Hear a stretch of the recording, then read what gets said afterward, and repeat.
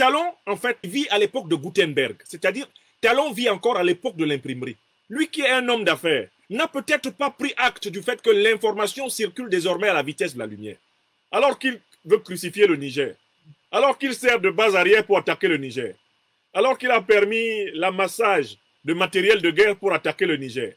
Alors même qu'il a bombé ses maigres mollets devant le Niger pour dire que lui, il va l'attaquer, il va punir au nom de la soi-disant démocratie qu'il ne pratique surtout pas au Bénin, où les opposants sont arrêtés et embastillés à tour de bras.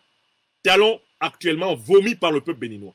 Car j'insiste toujours sur le fait qu'au Bénin, il ne faut pas confondre les positions de Talon avec celles de notre peuple. Talon sabote toute l'image qu'il avait construite auprès du peuple béninois et auprès du peuple africain. Uniquement pourquoi? Parce qu'il a décidé de soumettre la politique internationale du Bénin aux intérêts du néocolonialisme français, aux intérêts de l'impérialisme occidental. Il a décidé de participer au projet des impérialistes occidentaux de maintenir la mainmise sur les richesses africaines. L'or, l'uranium, le pétrole, le manganèse, le cobalt, le lithium, le gaz africain. Il faut absolument que les impérialistes occidentaux, que les néocolonialistes français maintiennent leurs mains sur ces richesses. Talon est entré dedans. Voilà comment on détruit la confiance en eux-mêmes des cadres africains. Comment Talon, fils d'un pays, le Dahomey, un pays dont les temples vaudous sont encore vivants, comment Talon peut s'associer à un projet d'agression contre un peuple africain, alors qu'il est du pays de Béhanzin et de Glélé? Comment Talon peut-il nous faire ça? Qu'est-ce que Talon a à s'aligner derrière le néocolonialisme français? L'impérialisme occidental contre le Niger. Qu'est-ce qui lui est arrivé? Est-ce qu'il se rend compte qu'il est assis sur le fauteuil symbolique de Béhanzin, déporté aux Antilles à cause de son engagement pour la souveraineté de son peuple? Est-ce qu'il se rend compte qu'on ne peut pas être béninois, cultivé et s'amuser à faire ce qu'il fait contre le Niger, sans être en train de chercher une malédiction venant de tous les Bokonans? Et il a fait deux choses que le peuple béninois ne peut pardonner à aucun de ses dirigeants.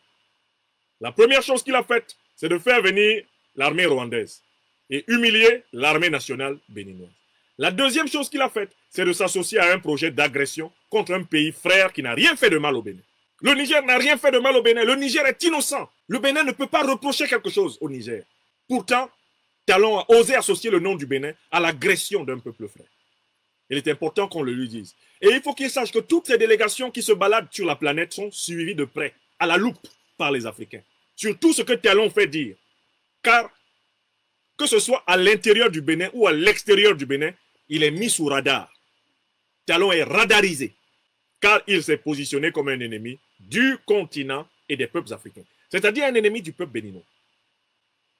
L'erreur qu'il ne faut pas commettre, c'est de confondre le peuple béninois avec ce monsieur. Car ce monsieur a trahi son peuple. Depuis quand les Béninois ont voulu que Talon soit président de la République pour qu'il dévoie la République du Bénin dans le suivisme du néocolonialisme français et de l'impérialisme occidental? Depuis quand les Béninois ont donné le pouvoir à Talon pour qu'il humilie l'armée béninoise, l'armée dont Mathieu Kérékou fut le patron, le général Mathieu Kérékou, en se permettant de faire venir des soldats rwandais pour garantir sa sécurité contre ses propres frères béninois? Qu'est-ce que Talon craint s'il ne se reproche rien? Pourquoi Talon se surprotège-t-il contre les Béninois?